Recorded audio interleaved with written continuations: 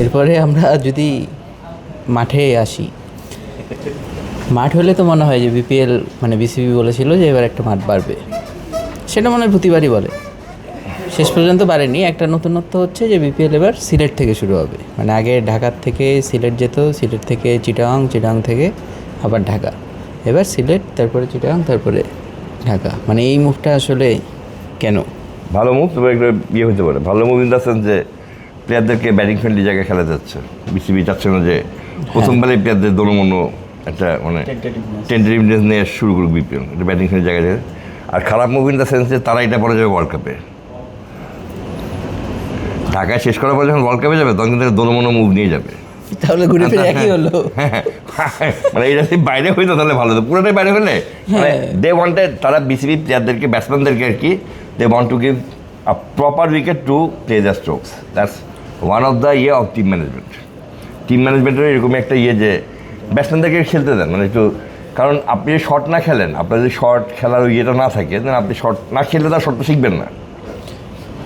So এটা খুবই ভালো মুভ যে সিলেট, চিটাগাং এখান থেকে যদি ঢাকায় যে না হইতো, মানে একটা ম্যাচ হইতো না, বাট কিন্তু কথা যে ঢাকায় অনেক ম্যাচ খেললে ওটা লাভ হইতো না। লাভ হইতো না যে মানে উইকেটটা এমন থাকে যে তখন তোমার যদি টেন্টেটিভ হয়ে যাও, তখন কিন্তু তোমার আবার ওই টেন্টেটিভ থেকে মাইন্ডসেটটা মানে প্রপার ইয়েতে যাওয়ার জন্য ডিফিকাল্ট। আবার এমন হতে পারে যে ওই যেসব উইকেটে খেলে আসবে ওইসব উইকেটে এমন কিছু মানে এমন কনফিউজ হলো যে এই টেন্টেটিভ উইকেট আর টেন্টেটিভ থাকলো না, চালাই দিলাম। মানে ইউ ক্যান গুড, মানে ক্রিকেটীয় দৃষ্টিকোণ থেকে এটা হলো তাদের, মানে যে যদি রানের উপর থাকে তাহলে চালাই খেলবে।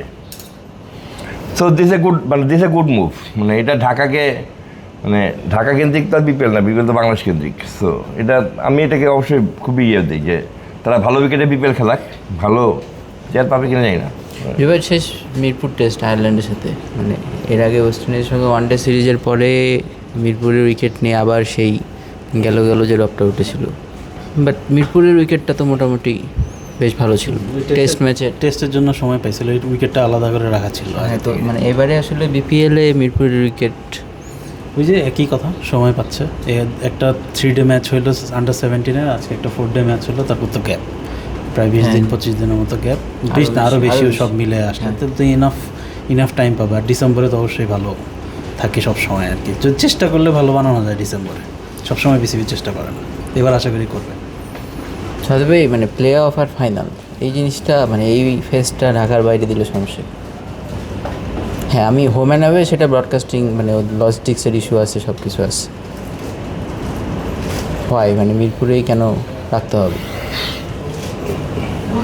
তাহলে ভেনু বাড়াতে না পারুক, হোম অ্যান্ড অ্যাওয়ে না করতে পারুক, এরকম মুভ তো তারা চাইলে করতে পারে। কারণ নতুন, হ্যাঁ, চিটাগাং, সিলেট যে দুইটা ভেনু আছে, ফ্যান বেস মানে দর্শক থেকে শুরু করে তাদের একটা বাড়তি একটা উদ্দীপনা তো বিসিবির অনেক আছে। আপনি বললেন যে বিপিএল নিয়ে, তো মানুষের মধ্যে সেই উদ্দীপনাটা ছড়াক, সেটা তারা চায় না। আবার আতিফ ভাই আমি কোশ্চিন করলেই সবাই যে এক্সপ্রেশনগুলো দিছে সেগুলো এক করে নেওয়া হচ্ছে। না মানে আপনি কথা বলি, অসুবিধা কি শব্দটা কিন্তু খুবই মানে একটা জটিল না, এটা খুবই অবান্তর শব্দ। আচ্ছা, যেখানে আমরা এই টুর্নামেন্টটা মানে এই শোয়ে শুরুই করলাম যে বিপিএল না হলে অসুবিধা কী ছিল, সেখানে এইখানে ওটা খেলা না খেলা এটা তো কোনো প্রশ্নই আসে না।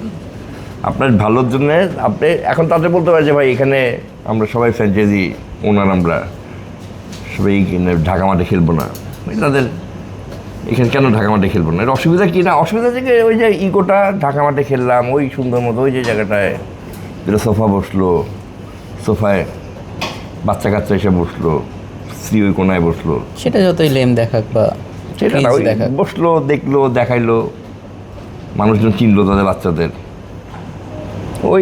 ওইটা অসুবিধা, ওইটা দেখানো যেত না। ওই সিলেট চট্টগ্রাম মাঠে ওই ফিলটা আসতো না, ব্যাপারটা আসে না নাকি? ঢাকা মাঠেটা আসে।